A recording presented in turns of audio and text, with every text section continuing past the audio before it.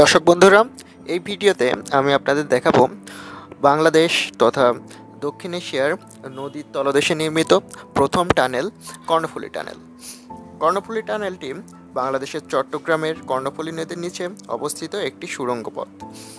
2023 সালে এটি উদ্বোধন করা হয়।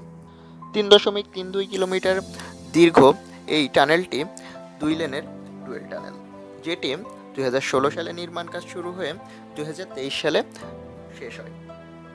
অনেকে মনে করে থাকেন টানেলটি নদীর পানির মধ্যে দিয়ে গেছে, কিন্তু এটি নদীর তলদেশেরও 18 থেকে 31 মিটার গভীর নিচ দিয়ে গেছে। তাই এটি নদীর পানির সাথে কোনো সম্পর্কযুক্ত নয়। তাই নদীতে জাহাজ চলাচল বা নদীতে ভূমিক্ষয়ের ফলে সৃষ্ট কোনো প্রভাব এই টানেলে পড়ে না।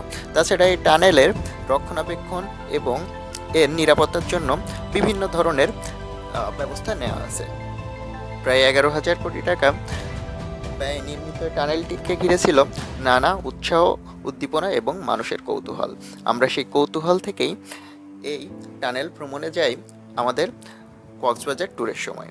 সব মিলিয়ে বেশ ভালো লেগেছে এবং আমাদের কৌতূহলও নিরসন হয়েছে এই টানেল ভ্রমণের মধ্য দিয়ে।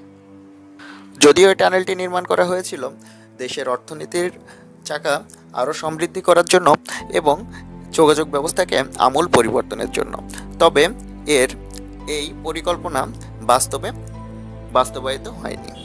এখানে প্রতিদিন যে গাড়ি থেকে টোল তোলা হয় তার চেয়ে রক্ষণাবেক্ষণ ব্যয় 3 থেকে 4 গুণ বেশি। অর্থাৎ এখান থেকে প্রতিদিনেই প্রায় 20 থেকে 25 লক্ষ টাকা ক্ষতি বা এক্সট্রা সরকারি কোষাগার থেকে ব্যয় করতে হচ্ছে টানেলটির পেছনে।